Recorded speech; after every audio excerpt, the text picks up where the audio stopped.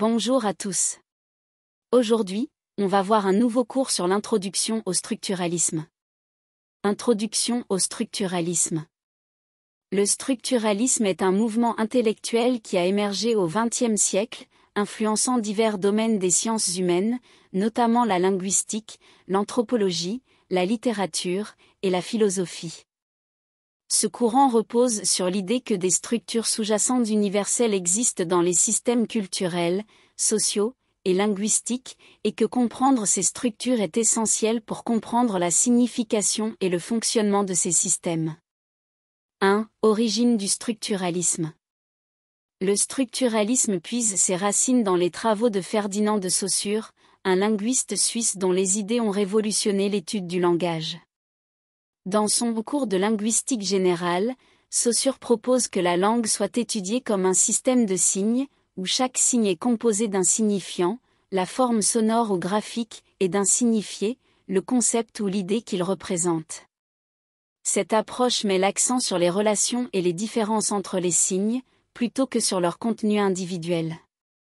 Contexte culturel. Le structuralisme s'est développé dans un contexte où les chercheurs cherchaient à comprendre les structures cachées qui régissent les comportements humains. Il a émergé comme une réaction contre les approches traditionnelles qui se concentraient sur l'interprétation et l'histoire des idées. 2. Concepts fondamentaux.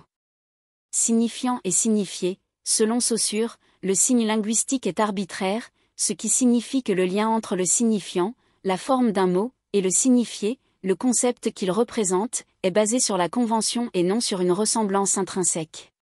La dyade linguistique. Saussure introduit l'idée de la langue comme système de différence.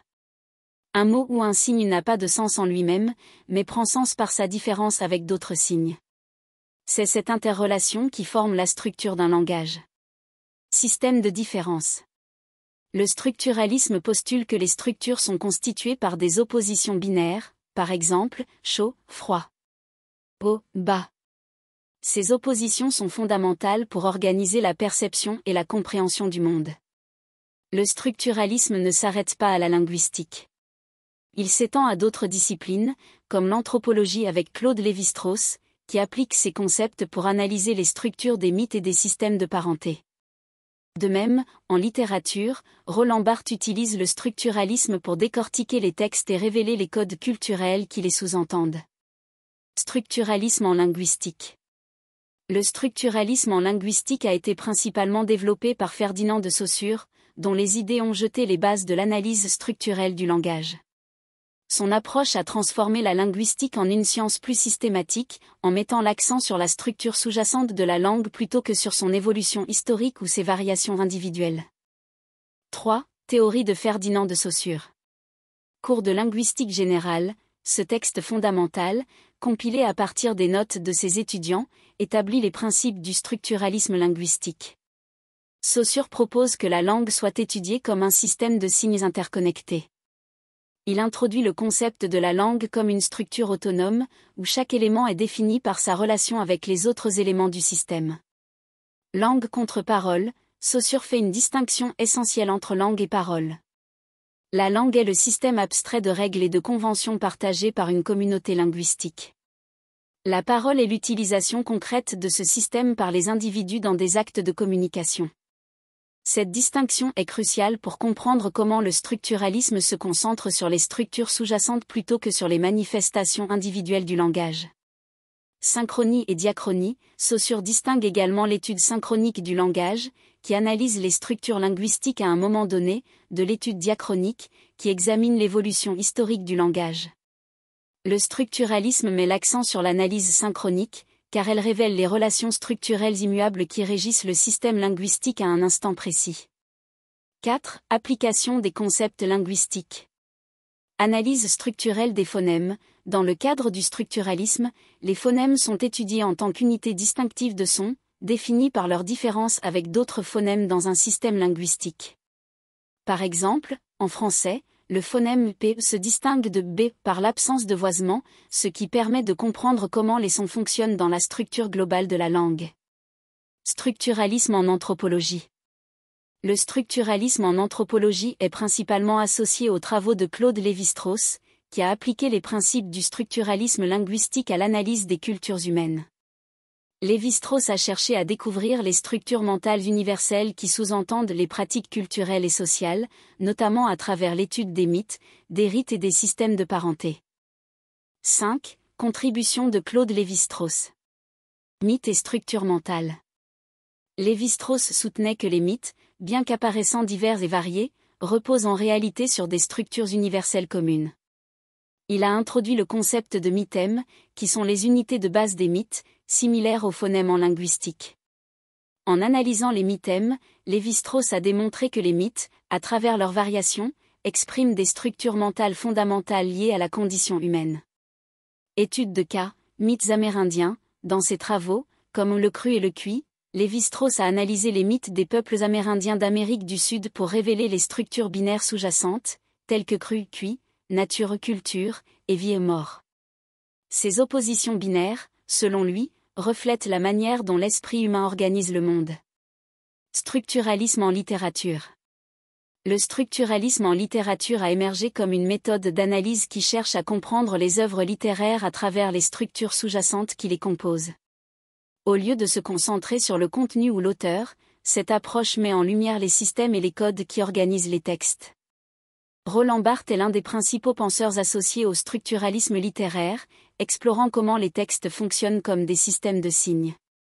6. Analyse littéraire structuraliste. Roland Barthes et le texte. Barthes a plaidé pour l'étude du texte en tant que structure autonome, détachée de l'auteur.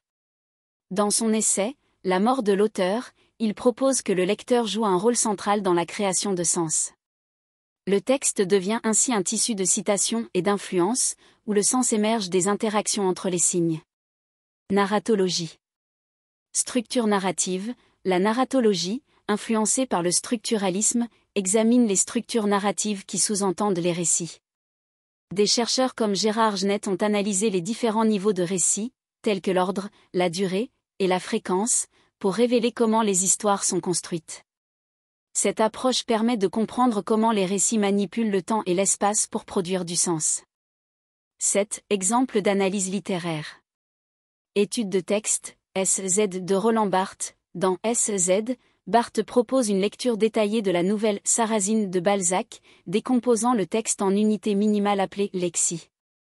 Il identifie 5 codes qui organisent le récit: le code herméneutique, énigme et solution, le code sémique, signification, le code symbolique, thème, le code prohérétique, action, et le code culturel, référence socioculturelle. Cette analyse montre comment un texte peut être décomposé en structures qui produisent du sens. Exercice d'identification des codes narratifs. Pour appliquer ces concepts, on peut prendre un court récit ou un extrait et tenter d'identifier les différents codes qui le traversent. Par exemple, repérer les éléments qui posent des énigmes, code herméneutique, ou les références culturelles implicites, code culturel. Le structuralisme en littérature a transformé la critique littéraire en introduisant de nouvelles façons d'analyser les textes. Il a conduit à des approches plus systématiques et formelles, tout en ouvrant la voie à des courants ultérieurs comme le post-structuralisme. Cette perspective a permis de redéfinir le rôle du lecteur et la nature du sens littéraire. Critique et évolution du structuralisme. Le structuralisme, bien qu'influent, a fait face à de nombreuses critiques et a évolué au fil du temps, donnant naissance à de nouvelles perspectives dans les sciences humaines. Ces critiques ont principalement porté sur les limitations perçues du structuralisme, notamment son approche déterministe et sa tendance à négliger les aspects historiques et subjectifs de l'expérience humaine. 8. Critique du structuralisme. Approche déterministe. Une des principales critiques du structuralisme est son caractère perçu comme trop rigide et déterministe. Les critiques soutiennent que le structuralisme tend à imposer des structures universelles aux cultures et aux textes, ce qui pourrait simplifier ou ignorer les nuances spécifiques et contextuelles. Négligence de l'histoire et du sujet. Les structuralistes ont été critiqués pour leur approche synchronique, qui privilégie l'analyse des structures à un moment donné, au détriment de l'évolution historique et des dynamiques de changement. De plus, en se concentrant sur les structures objectives, le structuralisme est parfois accusé de minimiser le rôle du sujet, de l'intention de l'auteur ou de l'expérience individuelle. Post-structuralisme et déconstruction. Le post-structuralisme, qui a émergé en réaction au structuralisme, critique l'idée de structure fixe et stable. Des penseurs comme Jacques Derrida ont introduit la déconstruction, une méthode qui met en évidence les instabilités et les contradictions internes dans les textes et les systèmes de pensée, soulignant que le sens est toujours différé et instable. 9. Héritage et influence. Impact sur les sciences humaines. Malgré les critiques, le structuralisme a laissé une empreinte indélébile sur les sciences humaines. Il a introduit des méthodes d'analyse systématique et formelle qui continuent d'influencer la recherche dans des domaines tels que la sémiotique, l'anthropologie et la critique littéraire. Structuralisme dans les études contemporaines. Aujourd'hui, les idées structuralistes sont souvent intégrées à d'autres approches théoriques. Par exemple, en études culturelles et en théorie critique, les chercheurs utilisent des concepts structuralistes pour analyser les systèmes de pouvoir, les idéologies et les pratiques culturelles, tout en tenant compte de la diversité et de la multiplicité des expériences humaines.